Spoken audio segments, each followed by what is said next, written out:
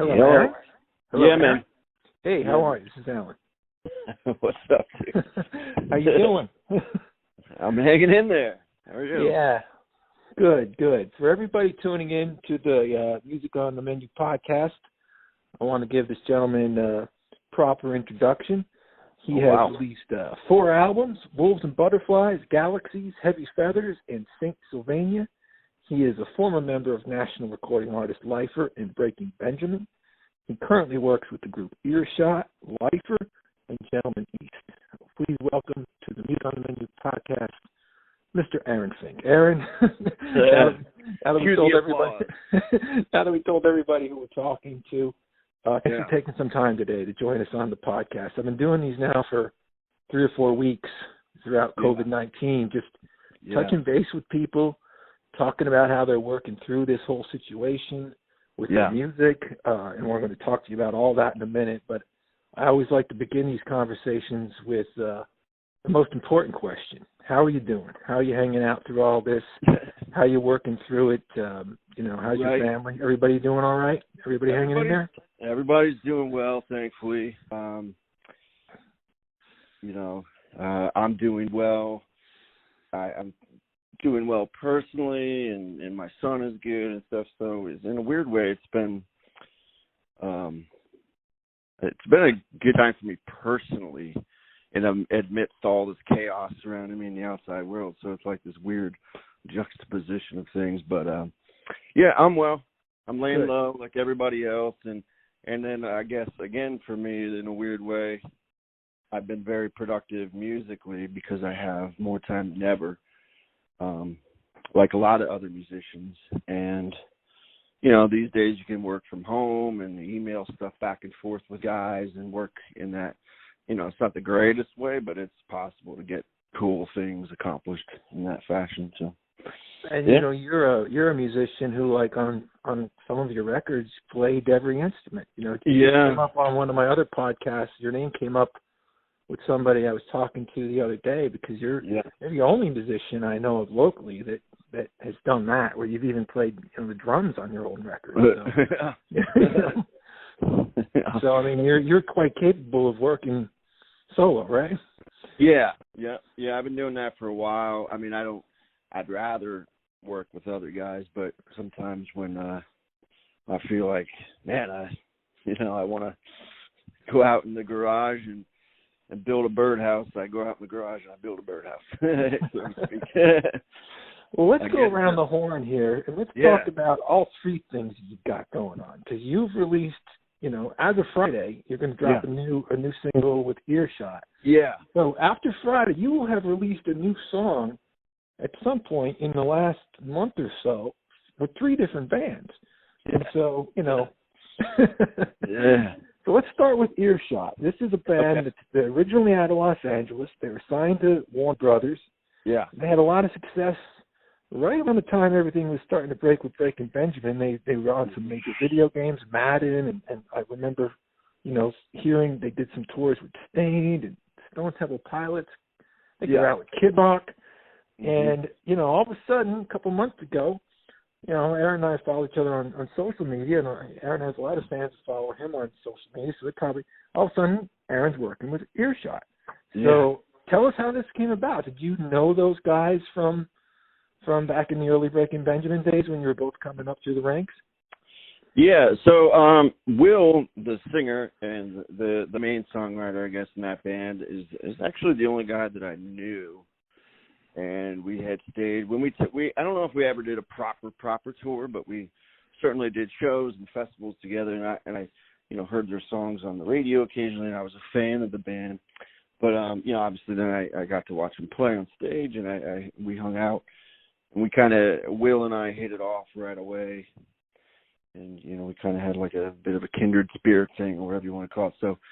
We had stayed in touch a little bit over the years, off and on. Every now and then we'd hear from each other out of the blue and say what's up or whatever. But so last summer I was working on another solo record that hasn't come to fruition yet. But I started working on one, and I called him up and I was like, dude, can you want to sing on? I have you in mind for one song. You want to sing on it or something, get involved in some fashion. He's like, cool, I'm in. And then about like 2 weeks later or something, he called me. He's like, man, I'm having some trouble getting my current situation lined up exactly. He's like, you want to jam? So he, I was like, cool, man, I'm into it. I love your catalog, and I think he's a fantastic singer. And so I was like, yeah, let me know. So here we are. And you were doing weren't you down in Texas doing some shows with them at one point? I mean, it wasn't just studio totally. stuff. You played, like you went out and did shows, right?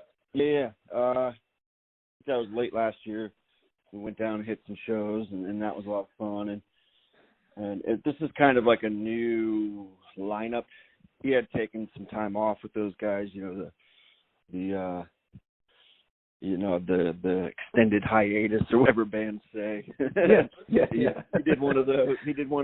And nice way of saying you needed a break from each other. Right. Sometimes. He did one of those, and then decided to hey man, let's rethink this and take a fresh look at it. So he's been putting together like a new lineup and all that stuff, and working out the kinks of that and stuff. So we've been writing songs together, and we're actually recording some stuff kind of remotely with all this other shit going on at the moment. But so yeah, it's all coming together, and there will be, besides this cover song that comes out Friday, which I'm really excited about, there will be some of our own stuff that we wrote as a group coming out later this year to follow it up. So tell us a little bit about the tune coming out on Friday. Is it uninvited or invited? Because on the Earshot website it has uninvited, but then there's an X over the word un. So I think well, it's not uninvited, but maybe he did that to, maybe it was some kind of promo thing where he's like, actually no, you are invited. I don't know. Maybe it was a play on words. I don't know. But yeah, so this is an older Alanis Morissette song, and we were thinking about, when we first got together, we were thinking about, hey, what can we do kind of quickly to kind of hold over the fans with some new, statement, kind of fresh material from the band, and figure out the sound with the new guys, and what can we kind of get through the door, and until we actually can get together and make the new music and the new EP or whatever it's going to be, right? So we were like, let's do a cover, and I kind of mentioned this song that I had always liked from a long time ago, and I thought that Will's voice would sit real nicely over top of the music. So that's it, and it turned out good. Okay, so what's the title of the tune? Uninvited. Okay, all right. That's what I thought. I thought maybe it was a play on words with the inviting you to. So that is the title of the tune. Okay. Yeah. That drops on Friday. Yeah. Well, I'd normally be playing it for you on Sunday night, but they've locked me out of the casino with everybody. But as soon as I get back in there, or I figure out another way, we'll be spinning that for you. So do you think Earshot is a permanent thing for you? I mean, added to your list of bands? Is this something that you could see? I mean, nothing's permanent in lifetime, but something you're going to continue working. Nothing's permanent, Alan. Nothing's permanent. Yeah, we all know that. Ain't that a bitch? No, I'm certainly enjoying working with these fellows, and Will and I have, with the other guys too. Will and I have a similar taste in music, and a similar kind of stylistically things we're drawn to, and he's a great songwriter. He's also a guitar player and stuff too. So it's a good fit. I mean, the only hiccup currently is that we all kind of live in different states, so that's kind of a pain in the ass so far. And then sprinkle this this natural disaster that's going on around us. It's not making anything easier for anybody. Right. But it's a cool fit. And, obviously that style of music is kind of what I'm known for, as I'm playing the guitar and that kind of stuff. So it seems like a natural thing for me. So, yeah, it's fun. Awesome. Well, we will be posting that song on the music. We'll be sharing it for you on the Music on the Menu page on Friday. So swing by, check out Earshot on Facebook, follow Aaron Fink on Facebook, or jump on Music on the Menu with Alan K. Stout on Facebook. You'll be able to hear the song on all those platforms on Friday. Moving on to Gentleman East. Yeah. First of all, it's just a cool story in itself that, for those that, know Aaron's background, he's been on the radio show as a guest with us a few times over the years, quite a few times, and he told the story a little bit about how that came to be. But you grew up a Badleys fan. You're about 10, maybe even 13, 14 years younger than some of the other guys in the band. And I mean, about 12 years, I think you said. And you're a huge fan. You're too young to even go see them in the bars when they're really, when everything's really happening with the Badleys. But yet you still become a really good friend to the band. Around 10 years ago, you actually did some live shows because at that point Brett had, you got to know Brett through Breaking Benjamin. Mm-hmm. And, well, I mean, you knew him before that, but you got to the point where he knew you not as a fan, but as a musician, I should say. Yeah. And you play on Mother's Rain. You play on the Badleys record. Mm-hmm. And then Brett leaves the Badleys with Paul, and you're in the band with him. I'm everywhere.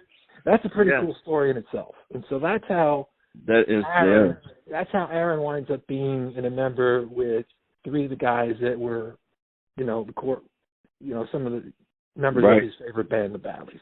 Yeah, so last year you dropped Iron Horse, a song. And then last week, Hanging On. Last year was Iron Horse. Oh, last year. Yeah, totally. Yep. And that just kind of came out of nowhere. We didn't know there was a new Gentleman East record coming out. And all of a sudden, boom, here's a new tune. And then you did it again last week with Hanging On. So do you guys have a record done? I mean, obviously you haven't been able to record in a while because Brett's been, everybody knows Brett had surgery and so forth. Yeah. So where are these songs coming from?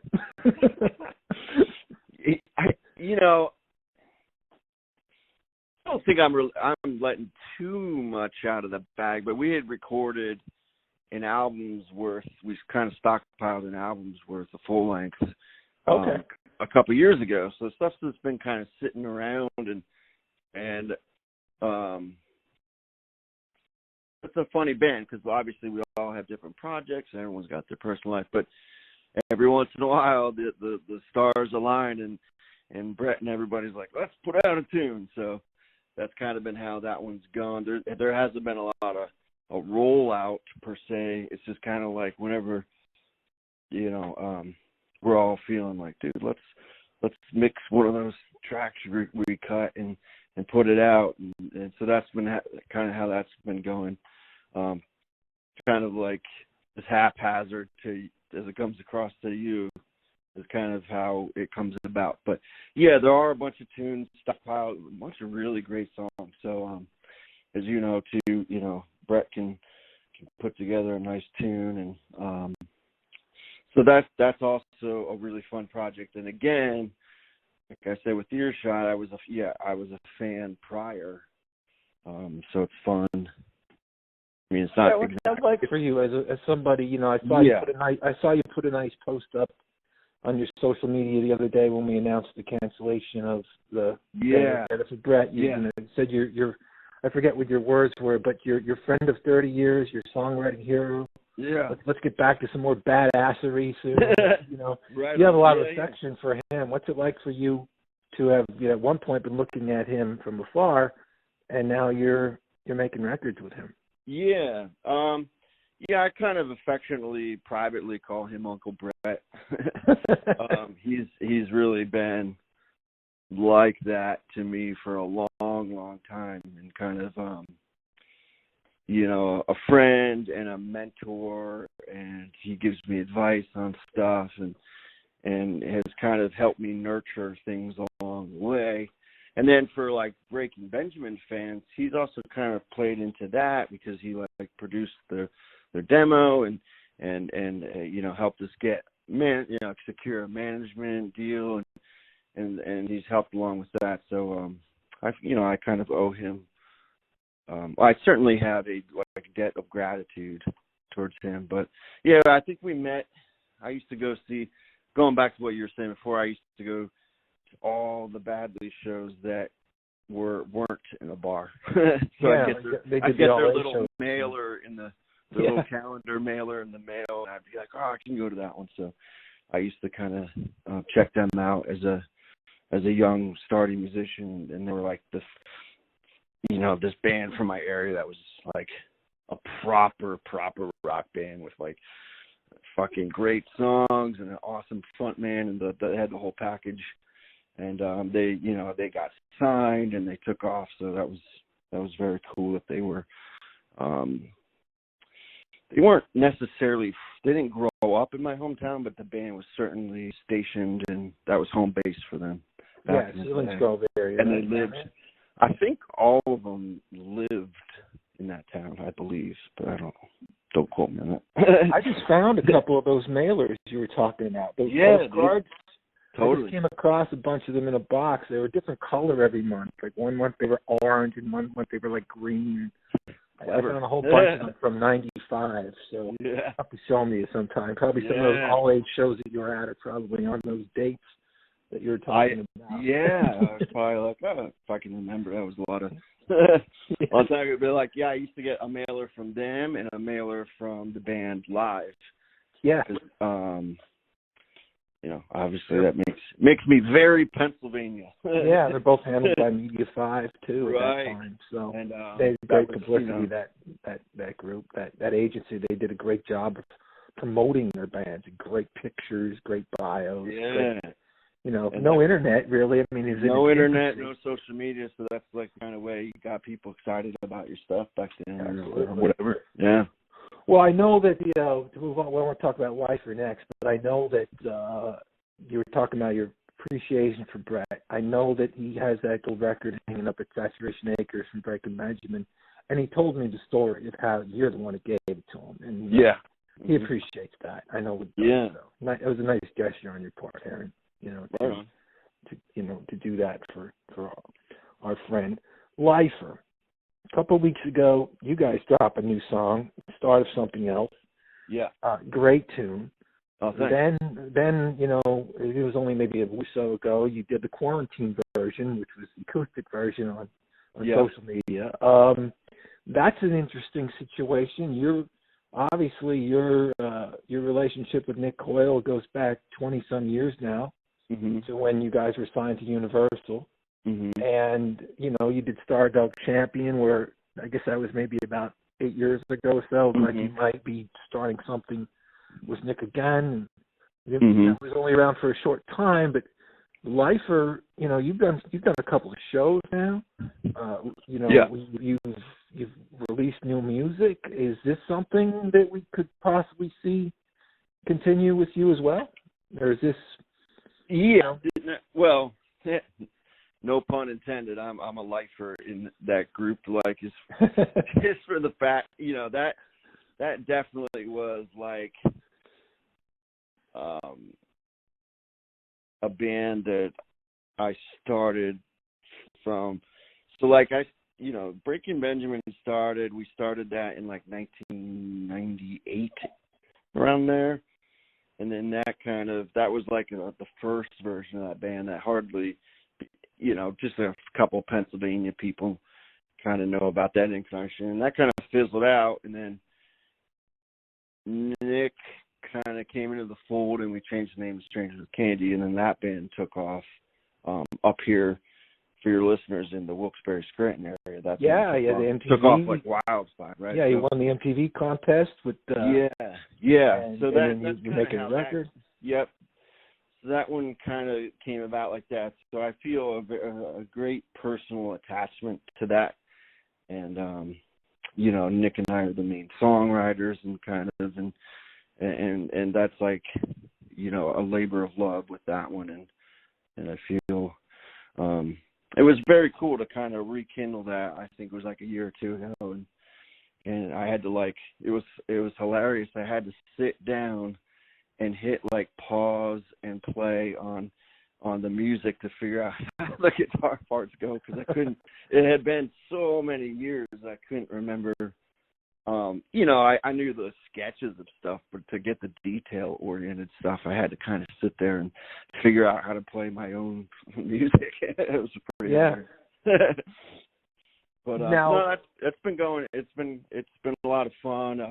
Nick and I have a great working relationship, and again, that's somebody that I'm very on the same page with. 9 times out of 10, we were like, yep, that's cool, or that's. Every now and then there's something that we don't disagree on, but a lot we have a really good working relationship, and we respect each other's wherever each other's little kinks are or whatever, we kind of figured out how to work together nicely and get shit done. So, and I like the new songs that we put together, and that's that band would be 3 of the 5 the original members. So these days that's not bad. Not bad. Right? I never asked you this before, but I did ask Nick this once. I remember where I asked him. It was at a Panacea CD release party down in Berwick about 10 years ago. I went down there to see the Panacea show. Mm-hmm. And Nick lives down that way, I recall, or at least he did at the time, so he was there. Yeah. And I was just sitting at the bar with Nick, and we were talking, and this was, like I said, probably around 2010, maybe 2009. Maybe even been sooner than that, maybe 2008. But I said to him, I never asked you this before, Nick. I said, but did you ever kind of feel that the Lifer record kind of got a little bit lost because of 9/11? Because, and he looked at me kind of like this half smile, and it was kind of like he was saying, well, yeah, but how can you come say that? 3,000 people just died. You're not going to complain because your record didn't get properly promoted. Yeah. But at the same time, now that we are 19 years later, after 9/11, I guess it'll be 20 years next year. It seems to me that record came out, I think, in August, and I think you guys had some major tour support hooked up for that fall. Yeah. And then everything was kind of like now, in a way. A lot of things shut down for a while. Crazy time. Did you feel that way, Aaron? That maybe if that national tragedy didn't occur in September of 2001, that record may have had a better shot out there on the market. I do. I'm not in a bitchy way. Right. Not to make light of anything. Sure, I know. I understand that. That's kind of what Nick said, too. Right. So certainly on a personal level for us, that did affected everything in the world, everything. Just kind of like in this, what's going on now, it's kind of affected everything, right?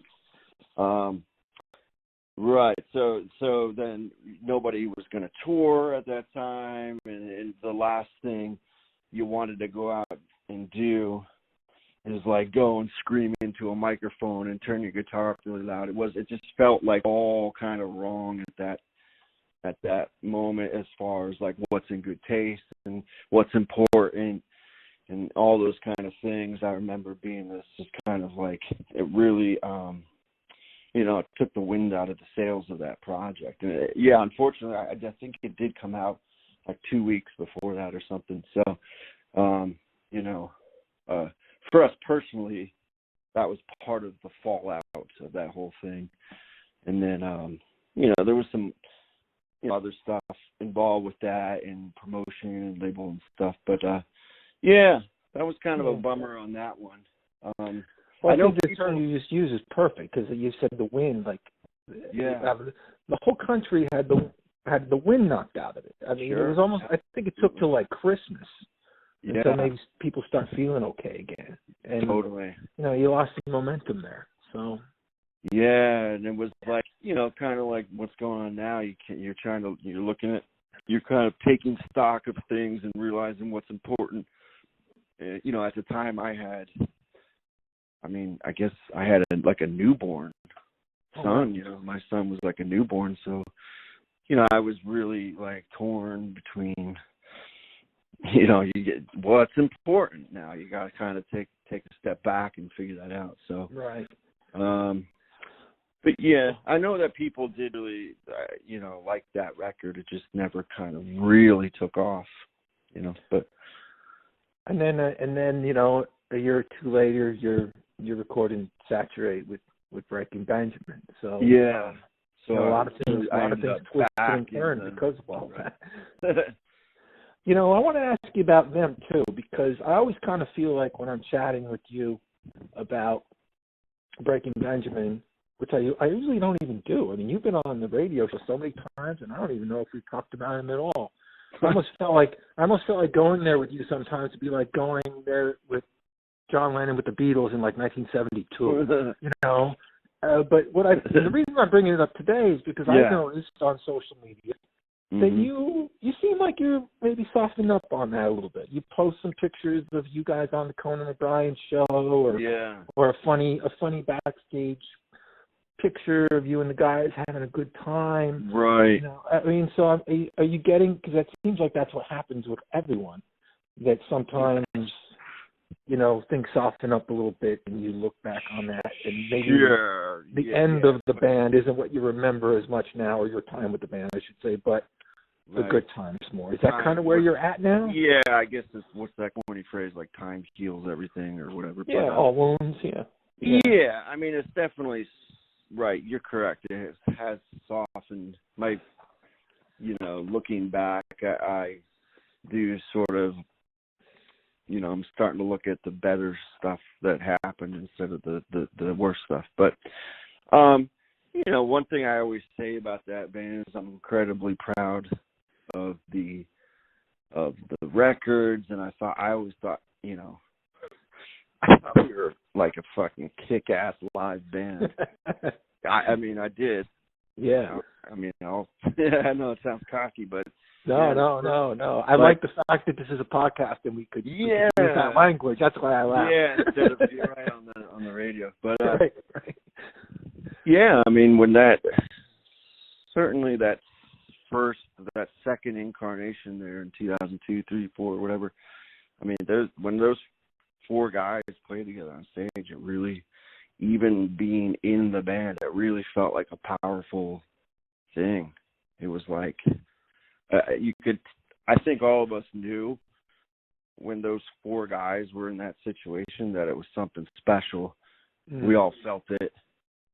Like when we played together, it just felt it had this synergy to it, and this like unspoken kind of like intuition about stuff. It was really, really quite special, and obviously other people saw that too, and obviously it took off like crazy. But yeah. I mean, there's the older I get and the further I the more space, the distance I have between now and those days, I have a fonder appreciation, almost like an old girlfriend, right? You're in a way, right? I mean, right. You break up for a reason, but then you bump into the mall at Christmas time 10 years later, you give them a hug, right? How you doing? Yeah. So. And it's also too, it's interesting, like, and the music business has changed so much, and it's so much harder to capture that lightning in a bottle and promote it and market it. It's getting harder and harder to do that, harder and harder to cut through the noise of all these millions of other bands and stuff, and get the record deal and the tour and all that stuff. It's so hard these days. So it makes you be like, wow, we really did have something special there. Well, I'm glad that you kind of got there with it, because I could just tell by some of your posts lately. I'm like, Aaron's cool with Breaking Benjamin, that place in his life, and that's good to see, because you should be proud of that. You've got those gold and platinum records, and you still hear the songs on the radio. Yeah. And so, it's like almost classic rock now. That's how old we're getting. It's like it's just old enough now. You're like, oh shit, that's classic rock. Well, my friend, I don't know how we're all going to come out of this with music as Yeah. far as shows and club dates. Yeah, I hope. I've been asking people. I've been asking people, Soon. like, what do you think? And no one really knows. I think we got to kind of have to put 2020 on ice right now for anything major. For the major stuff, I think, Hopefully, yeah. I think clubs will, slowly but surely kind of reopen this summer. And, I mean, I want to get back at it. You can't. I don't know. It's weird. I have so many mixed feelings about stuff, and it's weird that what I do for a living should hopefully involve you being in a large crowd close to a lot of people. So it's kind of, for me, it's like, man, that's exactly what I do for a living, large crowds or whatever, Yeah. Tight, rooms full of people. So I'm kind of like ready to get back at it. I've kind of, who knows? I don't know. I read a lot of people's articles about herd immunity and all this and that and the other thing. It's hard to know what to believe these days. But, at some point, we got to get back to some semblance of what we used to have. So I don't believe for 1 minute that it's over forever and things will never be the same. I don't want that. I don't know one person that wants that. Yeah. And I can see myself in 2021 in the summer being in an arena again at a concert. I don't know. I just feel it. So I'm hoping that that's the case. And I'm sure you feel the same way. So Aaron, man, thank you for your time. Thank you, Alan. We covered a lot of cool stuff here. Yeah, I appreciate it, man. You've been taking care of me for the better part of 20 years here, so I always appreciate it, dude. Well, we'll look forward. Once we get back on the radio, we'll have you in the studio and play some of these songs on the air. Nice. And we'll touch base again. All right, man. Hang in there. All right, brother. See ya.